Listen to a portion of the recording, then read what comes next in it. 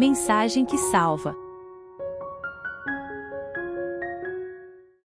Salmo 39, Davi diz assim: disse comigo mesmo, guardarei os meus caminhos para não pecar com a língua. Porém mordaça a minha boca enquanto estiver na minha presença o ímpio. Emudeci em silêncio, calei acerca do bem, e a minha dor se agravou. Esbraseou-se-me no peito o coração, enquanto eu meditava, ateou-se o fogo. Então disse eu com a própria língua: dá-me a conhecer, Senhor, o meu fim, e qual a soma dos meus dias, para que eu reconheça a minha fragilidade. Deste aos meus dias o cumprimento de alguns palmos. À tua presença, o prazo da minha vida é nada. Na verdade, todo homem, por mais firme que esteja, é pura vaidade. Com efeito, passa o homem como uma sombra, em vão se inquieta, amontoa tesouros e não sabe quem os levará. E eu, Senhor, que espero? Tu és a minha esperança. Livra-me de todas as minhas iniquidades, não me faças o opróbrio do insensato. Emudeço, não abro os lábios, porque tu fizeste isso. Tira de sobre mim o teu flagelo. Pelo golpe de tua mão estou consumido. Quando castigas o homem com repreensões por causa da iniquidade, destróis nele como traça o que tem de precioso. Com efeito, todo homem é pura vaidade. Ouve, Senhor, a minha oração. Escuta-me quando grito por socorro. Não te emudeças à vista de minhas lágrimas, porque sou forasteiro à tua presença. Amém. Vamos orar ainda. Pai, tua palavra é viva e santa, ela é eficaz, ó Deus. Ela transforma, ó Deus, a vida, o coração, o pensamento. Ela transforma as intenções, ó Deus. Ela transforma o caminhar de cada um de nós. Nós precisamos da tua voz, ó Deus, nós precisamos ouvir o Senhor falar. Que o teu Espírito, com toda liberdade, nos transmita, nos fale, nos ensine, nos corrija, nos alinhe o caminhar, Senhor. Pois nós precisamos de Ti, não somente agora, mas sempre, sempre, nossa dependência é do Senhor. Eis-nos aqui, Senhor Deus, para Te ouvir. Que este teu servo à frente seja apenas instrumento teu. A glória e o louvor, ó Deus, e toda palavra procede de ti. Ensina-nos, em nome de Jesus. Amém, Senhor. Amém. Meus amados, há uma afirmação que costumeiramente nós ouvimos falar e até falamos, dizendo: a esperança é a última que morre. Nós, nesse ditado popular, trazemos a ideia de que a esperança, ela permanece até que todas as coisas cessem. Esse texto é um texto que causa espanto a qualquer um quando nós começamos a ler e a entender em que momento da vida Davi escreveu este texto. Davi não escreveu esse texto no momento de muita força no seu corpo. Os estudiosos dizem que talvez seja este um dos últimos salmos de Davi. Davi estava experimentando a exaustão física, experimentando as dores que são próprias da idade ou daquilo que chamam de melhor idade, que alguns que estão nela dizem assim: eu não sei onde é que achar esse tal de melhor idade, porque dói tudo. E Davi estava experimentando justamente esse tempo da vida. Experimentando quando os seus olhos já não eram capazes de guiá-lo. Experimentando a falta de força física. Nós conhecemos pela história da Bíblia que Davi não conseguia nem sequer aquecer o seu próprio corpo. E é justamente nesse momento da vida de Davi que ele fala de algo que parece contraditório para a velhice. Porque quando se fala de velhice, fala-se de uma caminhada para o fim desta vida aqui. Mas é justamente nesse tempo que Davi escreve sobre a esperança. Mas mostrando não somente como é a esperança, mas sim aquilo que aflige o coração do homem e como isso permanece dentro dele, fazendo essa luta constante entre o que ele deseja que seja a vida, mas o que ele sabe que não é capaz mais de fazer.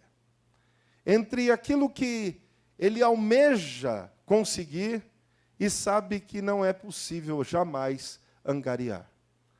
Há um ditado chinês que diz assim que se os velhos pudessem e os novos soubessem. Existem pessoas que dizem, eu daria tudo para ter a idade de uma pessoa nova.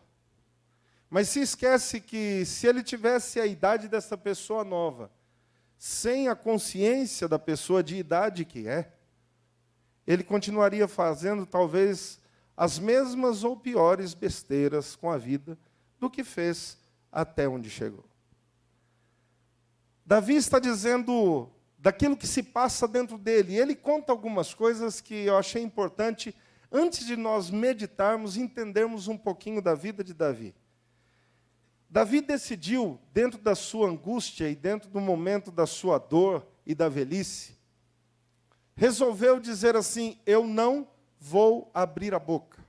Eu não vou falar da minha dor, eu não vou falar das circunstâncias que eu estou passando. E ele mesmo descreve aqui dentro do Salmo que quando ele fez isso e ele calou a sua dor, isso piorou dentro dele. Ele se sentiu, então, mais aflito com a situação, porque quando você passa um momento de aflição, é importante, é prazeroso, é renovador para a vida ter alguém com quem compartilhar. E quando Davi calou dentro de si as dores que estava passando na sua velhice, ele se sentiu muito pior. Ele ainda continua dizendo que ele decidiu não abrir a boca para não falar besteira no fim da vida. E é interessante porque este é um conselho aparentemente sábio. Mas ele olhou e disse assim, Senhor, isso também não melhorou a minha vida. Isso também não resolveu a minha alma. Porque não é um ato humano dizendo, eu não vou lembrar dessas coisas, eu quero me esquecer destas coisas, eu não quero dizer mais nada do que está acontecendo comigo. Tudo isso são saídas humanas, mas que não resolvem problema algum dentro da alma. E Davi, então, no versículo 7, nos aponta a direção onde nós devemos caminhar. E ele diz assim, e eu, Senhor, que espero. Depois dele dizer que muitos esperam nos bens, nas fortunas que alcançaram, nas situações que construíram para a vida, ele diz, em que eu espero? O que é que eu tenho para esperar? E ele diz assim, vamos ler o final do versículo 7, tu és a minha esperança. Vamos repetir isso? Tu és? Isso. Eu quero te fazer essa pergunta e quero convidar você a responder como Davi. Certo? Em que você espera no final da sua vida?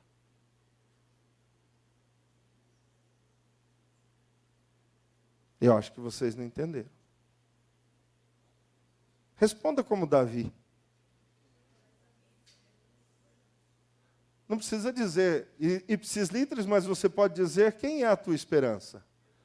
O Senhor é a minha esperança. O Senhor É onde eu deposito, onde eu aguardo, onde eu espero, onde eu me tranquilizo.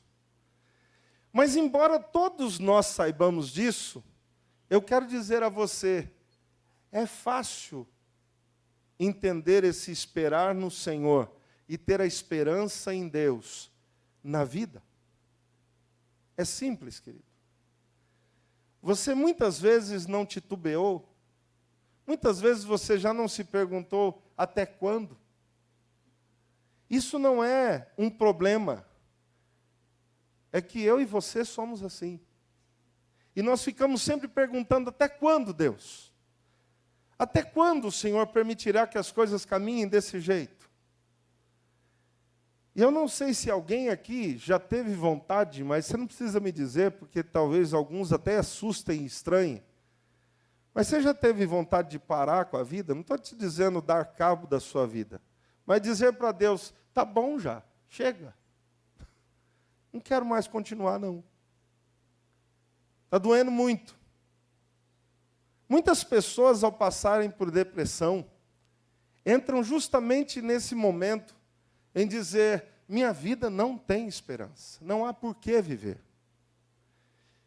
E pasmemos nós ou não, queridos, nesse tempo que estamos vivendo, são jovens e pessoas de meia idade que não têm encontrado, não têm possuído a esperança de viver.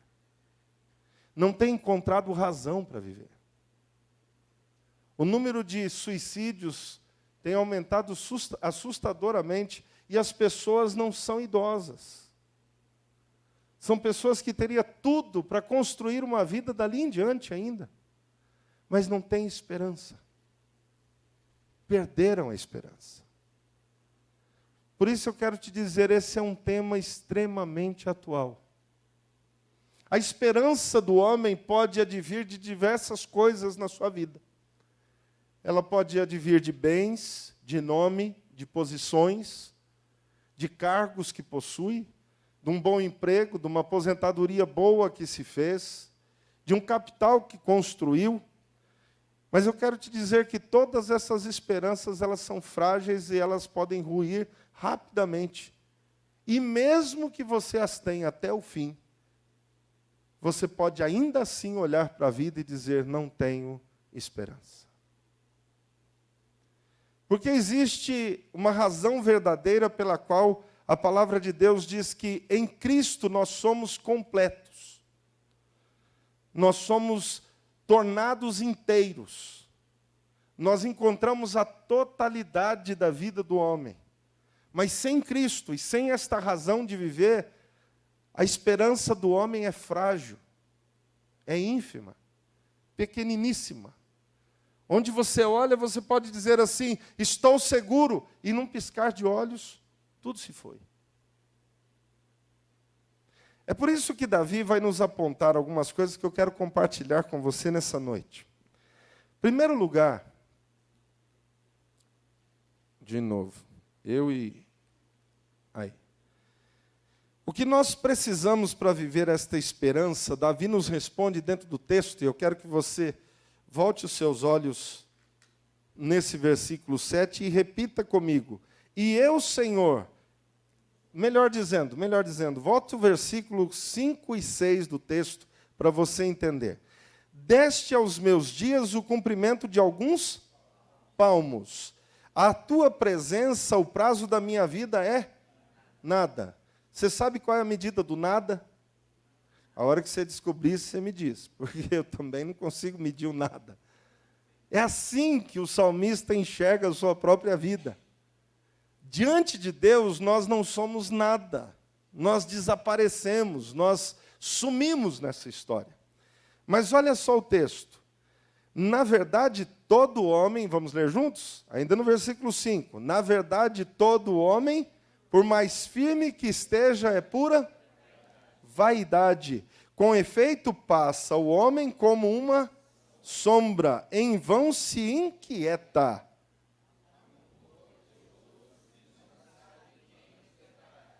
A Bíblia é verdade ou não é?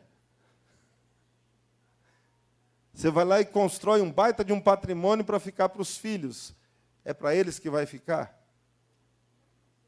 Nenhum de nós consegue dizer, não é verdade? Não, mas eu deixei tudo de papel passado, tudo certinho. Isso não é garantia. Isso é uma estrutura que você construiu, mas o melhor que você pode dar aos seus filhos é a verdadeira esperança. E para isso você precisa vivê-la. É preciso viver essa esperança. Davi aponta e diz assim: e eu, Senhor, que esperarei? Nos bens, na fortuna, na condição, no fato de ser rei de Israel? No que eu esperarei, Senhor? E ele responde: tu és a minha esperança. Queridos, ter essa direção na vida não é um privilégio de uma pessoa, e não foi Davi apenas que teve. Como nós lemos no início deste culto, Jó entendeu e aprendeu e vivenciou justamente isso, mesmo possuindo todos os bens que tinha, tendo uma família muito bem estruturada e sendo um servo de Deus, a esperança dele estava no Senhor o tempo todo. E quando as aflições e a mudança de status quo aconteceu, ele não oscilou nessa história. Ele continuou olhando, dizendo: no saí do ventre da minha mãe, e no também voltarei para lá. Não tem, a minha segurança não está em nada disso que construí. Mas quando o nosso coração faz para si a esperança nas coisas que possuímos e naquilo que nós conseguimos conquistar, nós somos os mais infelizes dos homens. Pois tendo Deus, o Senhor sobre tudo, sendo servo do dono de todas as coisas, estamos estribando a nossa vida nas coisas que já estão. E todas elas são passageiras. Uma das coisas que eu sempre brinco que mais assusta é que a saúde é passageira. Hoje você está correndo, pulando. Olhei o irmão João aqui. Está fazendo caminhada. É, irmão João. Nosso irmão caminha bastante. Mas quem diz que amanhã está pronto? Nenhum de nós. Hoje nós estamos bem. Hoje você pode dizer assim: ah, graças a Deus eu faço isso e aquilo. E amanhã você pode acordar dizendo assim: não consigo levantar. Nossa vida é pequena demais. E Davi diz: eu sei onde eu estou seguro. Eu me seguro e estou seguro no Senhor. Veja só, leia Provérbios capítulo 10, versículo 28. Se for possível projetar aí para nós, eu agradeço. Provérbios capítulo 10, versículo 28. Diz assim: a esperança dos justos é alegria, mas a expectação dos perversos... Preste atenção, a esperança dos justos é alegria, mas a expectação dos perversos, ela perece, ela não prossegue, ela não avança na história. O texto ainda vai seguindo, Jeremias 31, 17, diz que há esperança para o futuro do seu povo, diz o Senhor. Sabe por quê? Porque os nossos filhos sempre estarão debaixo desta mesma graça do Senhor. A salvação não é para mim e para você, a salvação é para todos. Começando conosco e levando aqueles que estão na nossa casa. De que maneira isso se faz verdade, pastor? Viva o Evangelho. Viva o Evangelho. Não é uma, nem são duas histórias de mães que oraram incessantemente por seus filhos, clamaram. E muitas delas nunca viram, nunca conheceram a entrega deles a Cristo Jesus. Mas o Senhor os alcançou. Filhos que diziam: não vou servir o mesmo Deus que você serve. Mas viram em seus pais a fidelidade a Deus e a esperança no Senhor. E no final disseram, no meio da luta: eu preciso do mesmo Deus dos meus pais. Jacó era um homem até pelo nome já dá para entender, um homem terrível. Porque Jacó dava tombo e nó até em pingo d'água se ele pudesse.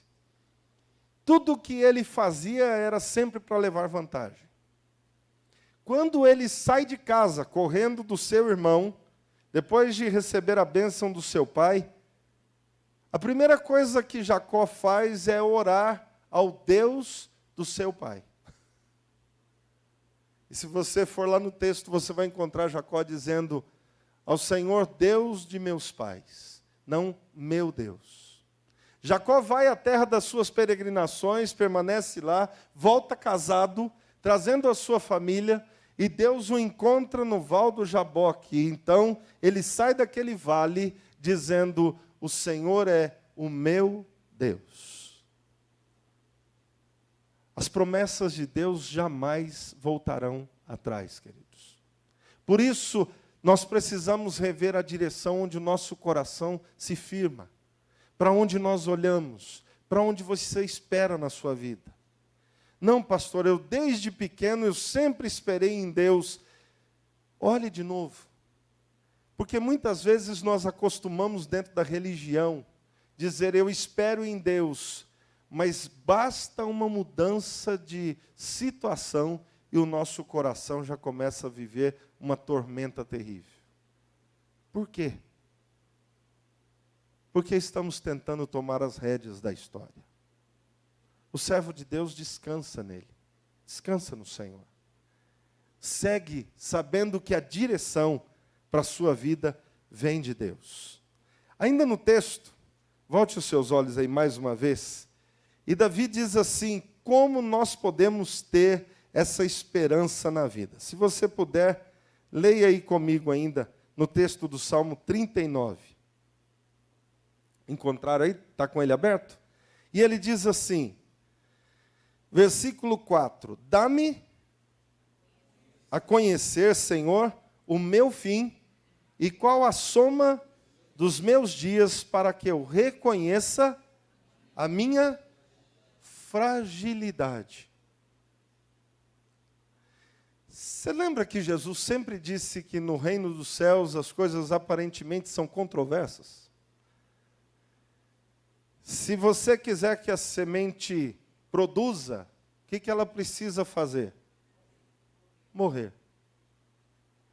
Normalmente nós olhando, usando a nossa visão, né, e nosso conhecimento empírico, nós diríamos assim: não, a semente, a primeira coisa, ela precisa nascer, ela precisa viver. Ela só nasce se ela morrer. Nós só crescemos em Deus quando nós abrimos mão do controle. Nós só avançamos na vida cristã, queridos, quando Ele comanda e nós saímos dessa história. Quando nós dizemos: o domínio é teu, Senhor, não meu. Eu estou entregue. Eu estou aqui para te ouvir, para te obedecer, para andar com o Senhor, para aprender de ti. E é justamente o que Deus quer conosco, que cresçamos em aprender dele. E isso são atitudes diferentes. Por isso nós precisamos ir revendo atitudes que temos. Eu conheci uma pessoa, um jovenzinho, adolescente, entrando na juventude, filho de pais crentes. E um dia eu vi uma cena dentro da casa deles que me chamou a atenção no que aconteceu. Este jovenzinho, com seus pais ali, e a mamãe teve uma dor de cabeça. Quando a mamãe teve essa dor de cabeça, a primeira coisa que ela fez foi o quê? Me dá uma Neosaldina, o que mais? Dorflex, dipirona e o que mais? Me ajuda aí. Paracetamol, e pediu de tudo, né? Ou seja, pediu um remédio para que resolvesse a dor de cabeça. E aquele menino que estava em casa olhou para ela e falou assim: ô mãe, mas Deus não cura? E a mãe ficou parada, que isso é uma saia daquelas bem justa. E a mãe olhou para ele e falou, claro, filho. Então por que você não orou, mãe? E ela disse assim, não orei porque eu acostumei, filho. Quando eu tenho dor de cabeça, eu tomo esse remédio. Mas obrigado porque você me lembrou disso. E a mamãe vai orar. E dali em diante ela passou a exercitar essa oração. E eu não estou dizendo que Deus não diz para tomar remédio. Eu estou dizendo que a nossa ânsia por resolver as coisas, nós saímos à frente sem perguntar para Deus e sem usar aquilo que Ele já nos deu. Dias depois, este jovem estava na igreja dizendo assim, eu tenho visto como Deus age. Porque minha mãe, antes, toda hora que tinha uma dor de cabeça, ela tomava Neosaldina. Mas de um tempo para cá eu vejo que quando minha mãe não está bem, ela vai orar. E ela pede a Deus. Tem muita gente aí, as mulheres é que sofrem disso, né? Os homens sofrem de TPS, né? Tensão pós-salário. As mulheres sofrem de TPM, né? Mas é interessante porque as pessoas dizem assim, não, principalmente as mulheres, né? Nesse caso. TPM não tem jeito. Quando vem, eu explodo. Deus não pode te dar controle até na sua TPM? Mas é que às vezes a gente, lá no íntimo, responde assim, mas eu não quero. É o momento de eu extravasar. É o momento de eu pisar e falar tudo que eu tenho vontade com a desculpa da TPM. E assim o marido também, quantas vezes tem a TPT, tensão pós-trabalho. Chega em casa, aí a mulher fala com ele, ele explode. Não, mas é porque o trabalho me deixou maluco. E você veio falar comigo. Será que Deus também não pode nos dar controle nessas coisas? Claro que pode. Mas quantas vezes nós colocamos nossas atitudes como primordiais? Elas precisam acontecer. Elas são assim, fazem parte de mim. Quando Deus diz assim, eu trato de você. Eu posso mudar a sua vida.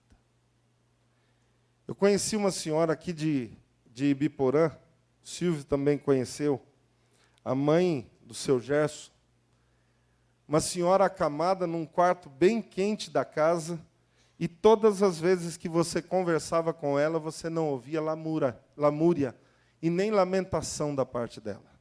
Você ouvia vigor, alegria e dizendo sempre, Deus é a nossa força.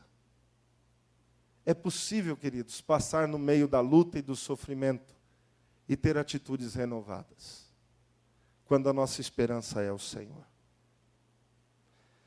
Último lugar, é preciso entender que Deus nos chamou para nos dar aquilo que nós precisamos. E o que é que eu preciso, pastor? Vamos lá, alguns textos que eu quero repassar com você. Se você puder, abra a sua Bíblia, no Salmo 62, versículo 5. E veja só o que diz esse salmo. Somente em Deus, ó minha alma, espera silenciosa, porque dele vem. É assim na sua vida? Amém? É assim? Ah, pastor, eu às vezes não consigo, mas lembre-se disso.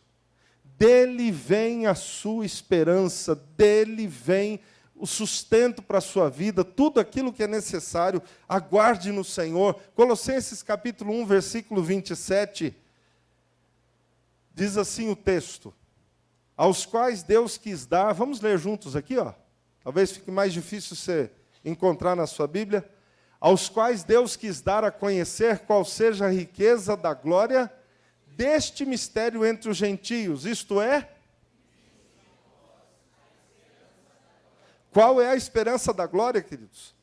Cristo em nós. Isso era o mais difícil a ser feito, e Ele fez. Não há impossíveis para o nosso Deus, então espere nele, aguarde. Ele é o teu Deus, ele sustenta a tua vida. Gálatas capítulo 5, versículo 5, diz assim: porque nós, pelo Espírito, aguardamos a esperança da justiça que provém. A esperança é na justiça dele.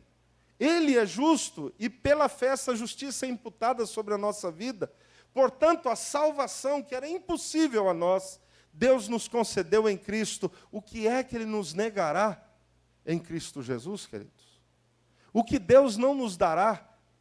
Porventura, se nós pedirmos pão, ele nos dará pedra?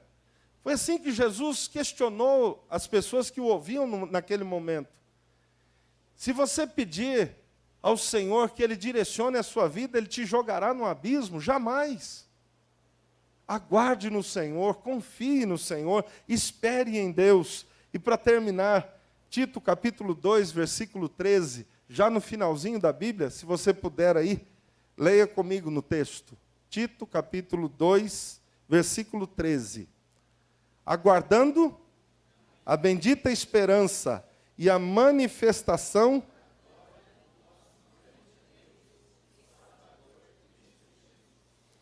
é assim que nós somos chamados a viver, aguardando a esperança bendita da glória de Deus. Esse dia se manifestará. Muitos dizem: pastor, não há esperança, não temos como ter esperança. Eu quero te dizer, enquanto você olhar para o mundo e para as situações que tem aí, não há esperança mesmo. A nossa esperança não está no mundo, a nossa esperança está no Senhor. Ele nos conduz em meio ao mundo. Ele nos direciona em meio ao mundo. E nós já somos, nele, mais do que vencedores. Nós não fomos chamados a correr para ver se chegamos na vitória. Nós corremos já como vencedores que somos na pessoa de Cristo.